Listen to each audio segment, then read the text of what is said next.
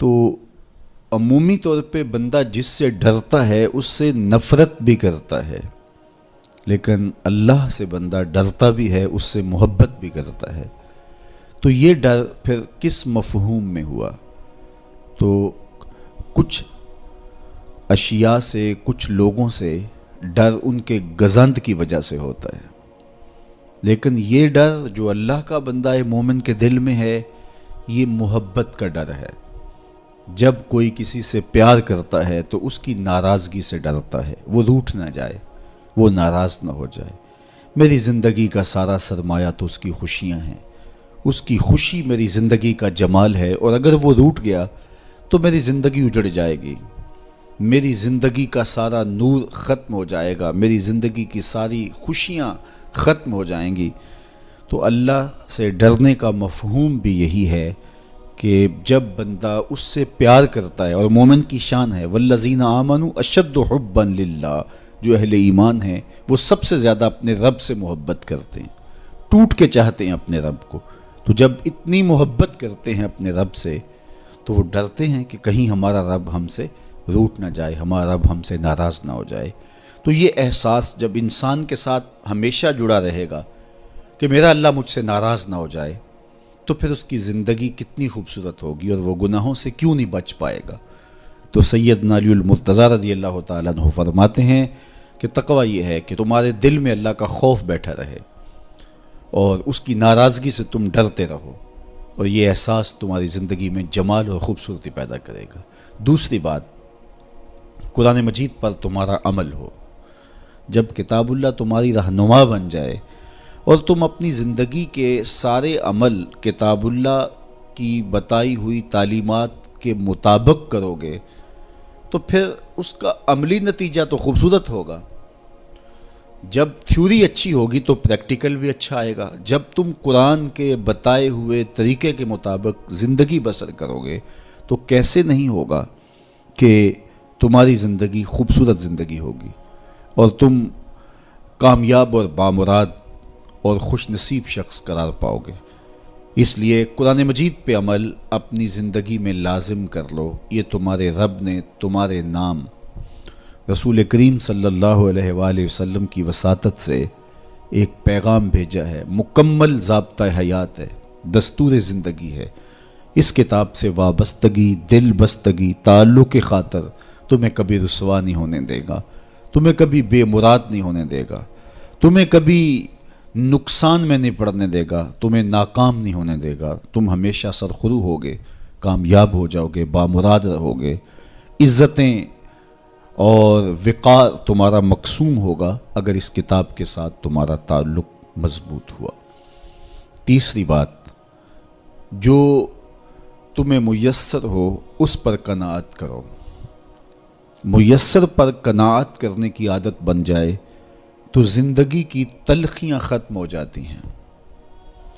عمومی طور پہ ہمیں اتنا کچھ اللہ نے عطا کیا ہوا ہوتا ہے، لیکن اس کے باوجود ہم سکون میں نہیں ہوتے، اس لیے کہ ہم ایک ہدف طے کرتے ہیں اور اس کی طرف ہم بڑھتے ہیں۔ تو میسر کا جو سرور ہے، میسر کا جو لطف ہے، اس کو حاصل کرنے کی بجائے جو میسر نہیں ہے اس کی تگ و تاز کے اندر ہم اپنے آپ کو پگھلا رہے ہوتے ہیں۔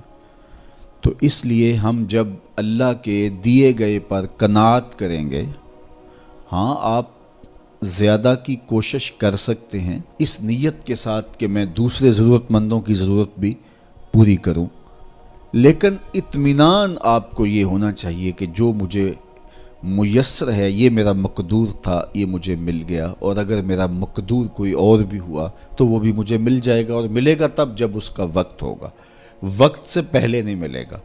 جب ہم اپنے مقدور کو وقت سے پہلے حاصل کرنے کی کوشش کرتے ہیں تو پھر زندگی میں تلخی بھر جاتی ہے، ہم بے چین ہو جاتے ہیں کہ وہ مل کیوں نہیں رہا، میاں وہ کیسے ملے، اس کے ملنے کا بھی وقت ہی نہیں آیا ہے۔ تو ہم ایک اضطراب میں مبتلا ہو جاتے ہیں، بے چین ہو جاتے ہیں۔ اور اگر ہم یہ یقین کر لیں کہ ہمارے مقدور کا ہمیں جب وقت ہوگا تو ضرور ملے گا، تو پھر زندگی کے اندر ایک طمانینت پیدا ہو جائے گی۔ تو جو تھوڑا میسر ہے، جو زیادہ میسر ہے، उस पर हम मुतमईन होने की आदत पैदा कर लें।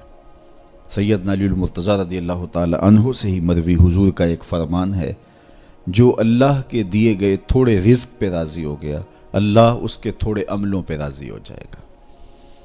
तो कनात का जौहर नसीब हो जाए तो फिर ज़िंदगी सौखी भी हो जाती है और तक़वे की दौलत भी नसीब हो जाती है। चौथी चीज़ सैयदना अली मुर्तज़ा रज़ी अल्लाह ताला अन्हु फरमाते हैं, ये है कि तुम आखिरत की तैयारी में लगे रहो। तुम्हारा जब हदफ वो है कि मैं एक दिन अल्लाह के हुजूर पेश होना है और अपने सारे आमाल की जवाबदही और सारे आमाल का हिसाब मैंने उसके हुजूर पेश करना है, तो फिर तुम फूंक फूंक के कदम रखोगे, हिज़्म व एहतियात से ज़िंदगी गुजारोगे। और तकवा नाम ही हिज़्म व एहतियात का है। तकवा नाम ही ज़िंदगी को मुनज़्ज़म और मुरतब करके अल्लाह के हुक्मों को बजा लाने का है। हज़रत शेख अहमद शेख मुजद्दिद अल-फ़सानी अलैहि रहमा फरमाते हैं कि तकवा दो चीज़ों से इबारत है, एक अल्लाह के हुक्मों को बजा लाना और एक अल्लाह की मना करदा चीज़ों से इज्तिनाब करना।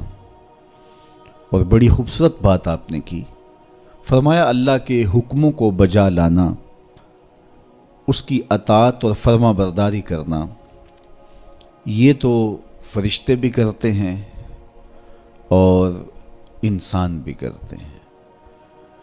लेकिन वो चीज़ें जो मना की गई हैं उनसे रुक जाना, तो ये काम सिर्फ इंसानों का है, चूँकि फरिश्तों के अंदर तो ये चीज़ ही मौजूद नहीं है। उनके अंदर ख्वाहिशात रखी ही नहीं गई जिनसे वो रुक जाएं, आरज़ुएं रखी ही नहीं गई जिनसे वो बाज आ जाएं। तो वो तो अल्लाह की इबादत करते हैं, ज़िक्र व फ़िक्र में लगे हैं, ताअत और फर्मा बरदारी में लगे हैं, और उन उमूर से रुकने का उनका बाब ही नहीं है।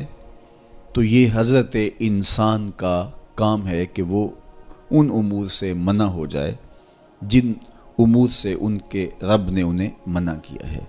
तो ये शय हज़रत इंसान को मुमताज़ करती है और तक़वे के हुसूल का ज़रिया और ज़ामिन बनती है।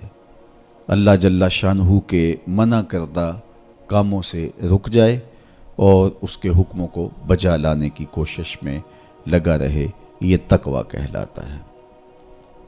बाज़ ने ये कहा कि इंसान के जो ज़ाहरी आमाल हैं और इंसान के जो बातनी आमाल हैं, इन दो आमाल को दो हिस्सों में तकसीम किया। तो कहा कि जो बातन के आमाल हैं वो तक़वा कहलाते हैं। आप कोई नेक अमल करते हैं तो ज़ाहिर है कि वो इम्तिसाल अमर के तौर पे आप वो काम बजा ला रहे हैं, लेकिन अब आप दिल से भी रुके हुए हैं उस काम से, तो ये आपके दिल का अमल है और ये तक़वा कहलाता है। कुरान मजीद में अल्लाह ताला ने एक मुकाम पे इरशाद फरमाया, जो अल्लाह की निशानियों शाइरुल्लाह की ताज़ीम करते हैं तो ये दिल का तक़वा है। तो तक़वे का ताल्लुक़ फिर जुड़ जाता है दिल से।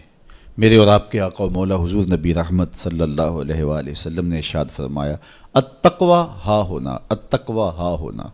हुजूर ने अपने सीने की तरफ इशारा करके कहा, तक़वा यहाँ है, तक़वा यहाँ है। तो तक़वे का मरकज़ इंसान का दिल है। एक हदीस पाक